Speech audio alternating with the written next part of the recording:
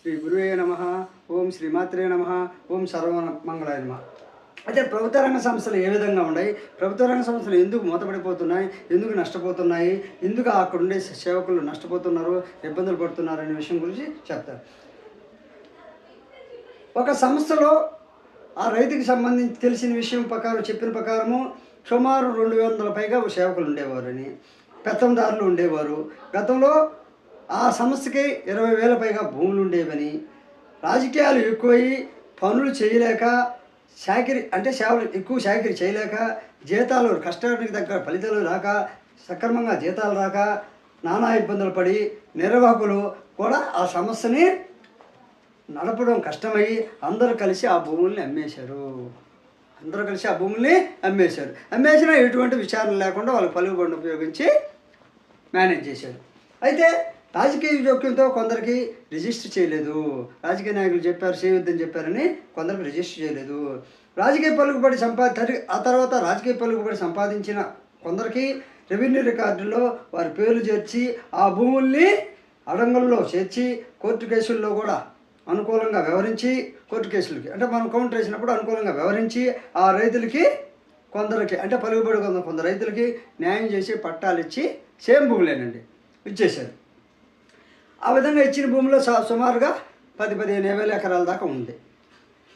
ఓట్లు వేయలేదని చెప్పి, పలుకుబడి లేదని రైతుల భూముల్ని 100 సంవత్సరాలుగా అన్యాయాలకు గురి చేసి వారి భూముల్ని కూడా అంటే 1949లో భూములు రికార్డు చేశారు. ఆ రికార్డు అయిన ప్రకారము పట్టాలు కూడా ఇచ్చేశారు రికార్డు చేసి. అయితే రికార్డు అయిన ఆ భూముల్ని మరొకరి పేరుతో బ్యాంకులో లోన్లు ఇప్పించి ఆ బ్యాంకు లోన్ల ఆధారంగా అడంగల్లో ఎక్కించి అంటే ఒక రైతు పొలాలు మరో రైతు పేరుతో ఎక్కించి పట్టా భూమిని లోన్స్ ఆధారంగా పట్టాలు ఇచ్చి రైతులు నిలువున ముంచేశారు. న్యాయం కోసం పోతే మా కులం కాదని కొందరు, మా బంధువు కాదని కొందరు, మా ప్రాంతం కాదని కొందరు, మా పార్టీ వ్యక్తి కాదని కొందరు, ఇలా రైతులకి భూములు అమ్మి కూడా అంటే రైతులు భూమి కొని కూడా పోర్చరీ వేలిముద్రల ఆధారంగా తప్పుడు రికార్డులు తయారు చేసుకొని, తప్పుడు రిజిస్ట్రేషన్లు చేయించుకొని, మ్యూటేషన్ చేయించుకొని వారి సమస్యని అడ్డం పెట్టుకొని పట్టాలు ఇస్తామని అబద్ధం చెప్పి వేలిముద్రలు వేయించుకొని వివరాలు బయటికి రాకుండా నిలువున ముంచేశారు. వాస్తవంగా ఉన్న సంస్థ భూముల్ని ఆర్ఎస్ఆర్ ప్రకారము అడంగుల ఆధారంగా 1B ఆధారంగా ఏదో ఒక దానిలో ఉండి 50 సంవత్సరాలుగా అంటే ఒక సంస్థ పేరుతో ఉన్నప్పుడు 50 సంవత్సరాలుగా మరొకరు పట్టాలు తెచ్చుకోను లేకపోతే మరొకరు అనుభవిస్తుంటే ఈ రోజుకి కూడా చర్యలు లేవు. అంటే రాజకీయ పలుకుబడి ఉన్న వాళ్ళకి ఈ రోజు కూడా ఉన్న వారికి చర్యలు లేవు, చర్యలు శూన్యము. పలుకుబడి గల రైతులు కాబట్టి చట్టం కొందరికే చుట్టం అనే విధంగా వ్యవహరిస్తున్నారు. అంటే కొందరు రైతులకు ఒక విధంగా, కొందరు రైతుల మీద ఒక ప్రేమ. ఇవన్నీ పట్టించుకొని వెలికి తీయాలని దీని వారికి మాత్రం వెంటనే పర్మనెంట్ చేస్తున్నారు. ఉద్యోగాలకు కూడా, సేవకులకు కూడా ప్రమోషన్లు కూడా ఇచ్చేస్తున్నారు. అంటే ప్రమోషన్లు కూడా 4-5 ఇచ్చేస్తుంటారు. ఆ విధంగా ఏం పట్టించుకోకపోతే ఏ సేవకుడు బయటికి తీసిన వారిని మాత్రం ఆర్థికంగా దెబ్బతీయడానికి పెట్టిన ఖర్చులు కూడా ఇవ్వకుండా నష్టం కలిగించి, ఎందుకంటే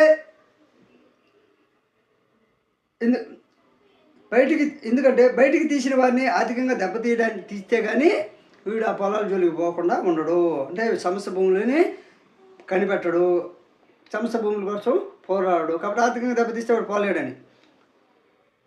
సేవ చేయడం వల్ల, నిజాయితీగా ఉండడం వల్ల, అర్హత ఉండి కూడా ఉద్యోగ లాభం లేకుండా చేసి, ఉద్యోగంలో ఎదుగుదల చేసి కేవలం పలుకుబడి ఉంటేనే నేటికి సేవకుల ఫలితం ఉంటుంది. పలుకుబడి లేకపోతే ఫలితం శూన్యము. సంస్థకి నష్టం చేస్తే వారు చేసేవారు అంటే భూములు అమ్మిన వారికి మరో సంస్థతో ఎటువంటి నోటిఫికేషన్ లేకుండా పర్మనెంట్ ఉద్యోగం ఇచ్చి సంస్థల రికార్డులు అనగా ఆర్ఎస్ఆర్, 1B, అడంగలు, అగ్రిమెంట్ బాండ్స్ స్వీకరించకుండా సంస్థ భూముల గురించి చూసి చూడనట్లు ఉన్న వారికి ప్లాట్స్ వేసి సంస్థ భూముల్ని 2-3 లక్షలకు అమ్మేవారిని మాత్రం ఎవరు పట్టించుకోవడం లేదు. అదేవిధంగా అమ్మేవారికి సహకరించిన సేవకులకు మాత్రం వెంటనే పర్మనెంట్ చేసి వెంటనే 4-5 ప్రమోషన్లు ఇచ్చి కోటీశ్వరులు చేసి వారి సొంత వారికి 4-5 మంది ఉద్యోగాలు కల్పించి ఒంటరిగా ఉండేవారికి, పలుకుబడి లేని వారికి, సంస్థ కోసం పనిచేసేవారికి, కృషి చేసేవారికి వారు పెట్టిన ఖర్చులు కూడా ఇవ్వకుండా తన వారిని కీలక పోస్టుల్లో ఉంచి నిరంతరం కులాల మధ్య, ప్రాంతాల మధ్య చిచ్చు పెట్టి తమ పబ్బం గడుపుకునే వారు నిరంతరం పనిచేసుకుపోయేవారు పోటీ పడగలరా? అంటే నిరంతరం ఈ విధంగా నష్టం కలిగించే వారితో నిరంతరం పనిచేసుకొని కనీని నమ్ముకుని కష్టపడే వారితో పోటీ పడగలరా? సంస్థలకి ఆదాయం తగ్గిన తర్వాత సేవకుల్ని లేకుండా చేసి సంస్థ భూముల్ని అనధికారికంగా అమ్మేసి తమ అనుయాయులకు తనకు వ్యక్తిగత లాభం చేకూర్చే వారికి కట్టబెట్టడం, సప్తవ్యసనాలతో ఆనందపడడం కొంతమంది సేవకులు చేసే పని. పెద్దవారి చుట్టూ తన వారిని కోటరీగా ఏర్పాటు చేసుకొని, అంటే తమ సమస్యను చెప్పుకోవాలని ఎవరైనా పోయినా వారి చుట్టూ వారి చుట్టూ కొంతమందిని కోటరీగా తన వాళ్ళని ఏర్పాటు చేసుకొని ఏం జరుగుతుందో ఇన్ఫర్మేషన్ తెప్పించుకొని ఎప్పటికప్పుడు ఆ కోటరీలో పెద్దవారికి పెద్దవారి చుట్టూ తన వాళ్ళని తన వైపు తిప్పుకొని ఒక కోటరీగా ఏర్పాటు చేసుకొని నిజం వారికి తెలియకుండా తెలిసినా మనవాడే కదా తప్పు చేసేదనేలాగా పక్కనున్న వ్యక్తి చెప్పేటట్టు చేసుకొని వారు చేసిన తప్పులకి కోటరీ లేని వారు సమాధానం చెప్పాలి. అంటే కోటరీ లేని వారే సమాధానం చెప్పాలి. అంటే వారి తప్పులు చేస్తే ఈ కోటరీ కానీ పలుకుబడి లేని వారు సమాధానం వీళ్ళు చెప్పాలి, తప్పులు వాళ్ళు చేస్తుంటారు. ఎన్ని జీవితాలు బానిసలుగా సంస్థల్లో గౌరవ ఫలితం లేకుండా మగ్గిపోతున్నారు. కొందరు సంస్థకి పని చేయకుండా వచ్చి కూర్చుని పోయే స్థితికి వచ్చి సంస్థల్లో పనిచేసేవాడు కూడా, అంటే ఆదాయం తెచ్చేవాడు కూడా లేకుండా పోయారు. సొంత ఖర్చులు చేసి ఎవరో ఒకరు లాభం పొందడానికి ఆర్థిక పెత్తనం, పనిచేయని వారికి ఆర్థిక పెత్తనం, పనిచేసేవారికి నిరంతరం తిప్పడం. ఇది మన సంస్థల్లో ఉన్నటువంటి ప్రభుత్వ రంగ సంస్థల్లో పనితీరు. సంస్థ లేక వచ్చి క్యాష్ షీట్లో తన వారిని సంస్థల్లోకి వచ్చిన తర్వాత ఏదో ఒక విధంగా అడ్డదారులో పైకి వచ్చి ఆ క్యాష్ షీట్లు మళ్ళీ తన వారికి అప్పగించి కీలక ఫైల్స్ అన్నీ అతని దగ్గరే ఉంచి వచ్చేటట్టు ఏర్పాటు చేసుకొని ఏసీలో కూర్చోబెట్టి సంస్థల్లో ఉండేటువంటి ఆ సంస్థలోనే ఉండి బయట వ్యక్తులు పనిచేసి బయట నుంచి వచ్చిన వ్యక్తుల చేత కష్టం చేయించి శారీరక శ్రమ చేయించి నిరంతరం లాభం పొందడం, పనిచేసేవారిని ఎలా ఇరికించాలని కుట్ర చేయడం నేటి సేవకుల పని. విచారణకు వచ్చిన వాళ్ళు కూడా వీళ్ళు కష్టపడే వాళ్ళనే ప్రశ్నించడం ఆనవాయితీగా మారింది. అదే ఇలాంటి వారి గురించి ఎవరికి తెలిపినా ఫలితం లేకుండా పోతుంది. అయితే ఒక సమస్య అడ్డన్నాడు. ఒక సమస్యలో 3 గ్రూపులు ఉంటాయి. 3 గ్రూపులని తృప్తిపరచాలంటే సామాన్యుడి పని కాదు. అదేవిధంగా ఏదైనా లెటర్ పెట్టుకుంటే ఆ కాగితం చెత్తబుట్టలేకపోతుంది. తర్వాత కింది ఒక సమస్య ఉంటుంది. ఆ సమస్యలో కూడా 2-3 గ్రూపులు ఉంటాయి. వాళ్ళు ఏం పని చేస్తారంటే ఒకటో సంస్థకి తప్పుడు సమాచారం పంపడం, బయట వారికి న్యాయం చేసి మరొక సంస్థలోని వారికి న్యాయం చేయకుండా, అంటే న్యాయం చేసి మరొక సంస్థలోని, అంటే బయట వ్యక్తులను తీసుకొచ్చి ఆ సంస్థలోనే ఉన్న వారికి న్యాయం చేయకుండా బయట వారిని ఏర్పాటు చేయడం, అన్యాయం జరిగిన వ్యక్తి గురించి లోకల్ కాదు ఇది అని చెప్పి, ఇది మన పార్టీ కాదు, మన రాజకీయ వ్యక్తి కాదు అని చెప్పి వారిని ఆ సంస్థలో చేర్చిన వారి ద్వారానే ఇబ్బందులకు గురి చేసి నష్టం కలిగించి వారేమో రూపాయి ఖర్చు పెట్టకుండా చిట్టులో కూర్చుంటారు. ఖర్చు పెట్టి వ్యవస్థకు ఉపయోగపడే వాళ్ళకి మాత్రం నష్టం కలిగించడం బయట వ్యక్తుల పని కూడా. అదేవిధంగా ఇది ఒక నిరంతర ప్రక్రియ.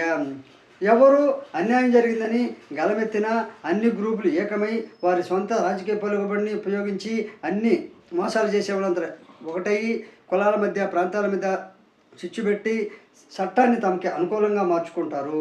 అన్యాయం జరిగిన వ్యక్తి నిరంతరం కష్టం చేయడం, దేవుడి దిక్కు అనుకోవడం నేటి మానవుడి పరిస్థితి. బయటికి పోలేదు, అక్కడ న్యాయం జరగక చివరికి ప్రశ్నించడం, న్యాయం అడగడం మానేసి నిరంతరం కష్టపడి పనిచేయడం, ఫలితం దేవుడికి వదిలేయడం నేటి సేవకుల పని. మోసగాళ్ళు మోసం చేసి నింద వేరే వారి మీద వేసి నష్టం కలిగించి, నష్టం మీరే పోడ్చండి, నింద మీరే భరించండి అని మరొక ప్రాంతానికి ట్రాన్స్ఫర్ ఇచ్చుకుపోతూ తన వారిని ఇన్ఫార్మర్గా కూడా అక్కడ ఒకరిని ఏర్పాటు చేసుకుని పోవడం పరిపాటుగా ఏదో 1-2-3 ఏర్పాటు చేసుకొని పోతారు ఇన్ఫార్మర్ని.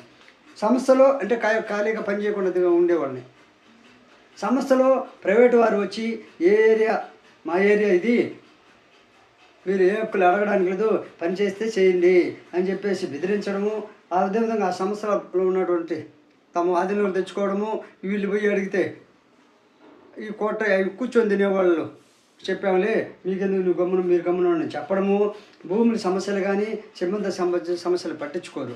కానీ ఫలితం కాదు మాత్రం పదవులు కావాలి, ఫలితం కావాలి, ఏ సమస్య వచ్చినా పట్టించుకోరు. ఎవరైనా ఒక సమస్య సంబంధించిన భూములు ఆక్రమిస్తే ఒక్కడు రాడు, కానీ పదవులు మాత్రం కావాలి, ఫలితం కావాలి, ఆ సమస్యలకు సంబంధించిన ఆదాయం కావాలి. ఇది నాన్ లోకల్ సమస్య సృష్టించే వ్యక్తుల పని. ఇది ప్రభుత్వ రంగ సంస్థలను ఆధారంగా చేసుకుని ఎవరైనా నిధులు ఇచ్చి పిటిషన్ వేయమంటే వేస్తారు వాళ్ళు. అయితే అన్యాయం ప్రశ్నించేవాడు ఏ ప్రభుత్వం ఉన్నా ఆ సంస్థకి మీద అభిమానం ఉంటే ఆ సమస్యలో ఎవరు నష్టం చేసినా వాళ్ళ మీద కేసు వేయాలి. కానీ అలా వేయడం లేదు. అధికార పార్టీ మాది కాబట్టి మా వాళ్ళు ఆక్రమించకుండా మేము కేసు వేయమంటారు. అటువంటి అవతల పార్టీ మీద కేసులు ఎందుకు వేసామంటే సమాధానం చెప్పరు, పోవాయా మా ఇష్టం అంటారు. అది అధికారంలోకి వచ్చిన తర్వాత అంటే ఒక సంస్థ గురిలో పదవులు కావాలి, అధికారం కావాలి, ధనం కావాలి, అన్నీ కావాలి, వాళ్ళ కంట్రోల్కి రావాలి. కానీ సంస్థకి నష్టం జరుగుతుంటే మాత్రం ఒక్కటి రాడు. అసలు మీరే సేవకులు ఉండేది దేనికి, మీ తంటాలు మీరు పడని అంటారు. ఎవరు సపోర్ట్ చేయరు. సంస్థలో ఒక మేలు చేసేవారికి, నష్టం చేసేవాళ్ళకి మాత్రం అందరూ సపోర్ట్ చేస్తారు. ఎందుకంటే నష్టం చేసేవాడు 10 రూపాయలు సంపాదించుకొని వీటికి 5 రూపాయలు వాటా ఇస్తున్నాను, చేతి డబ్బులు పెట్టి వ్యవస్థ పనిచేసేవాడు మాత్రం ఎవరు సపోర్ట్ చేయరు. అది ప్రభుత్వ రంగ సంస్థలో జరిగే నిరంతర ప్రక్రియ. అధికార పార్టీ మీద అధికారంలోకి వచ్చిన అంటే అంతకుముందు ఉన్నాడు అధికార పార్టీ మీద కేసులు వేసిన వాళ్ళే ఇప్పుడు అధికారంలోకి వచ్చిన పార్టీ వారు ఏం మాట్లాడకుండా సంస్థకు నష్టం కలిగించిన సిబ్బంది మీద చిచ్చు పెట్టి వ్యక్తిగత లాభం పొందడం నేటి ప్రక్రియ అయిపోయింది. కాబట్టి ఈ యొక్క నా అనుభవాలు అనే డైరీని నేను మీకు చెప్పాను. ఆ రైతు చెప్పిన విషయాల ఆధారంగా నేను కథల రూపంలో చెప్తున్నాను. కాబట్టి నచ్చితే లైక్ చేయండి, షేర్ చేయండి, సబ్స్క్రైబ్ చేయండి. జై హింద్.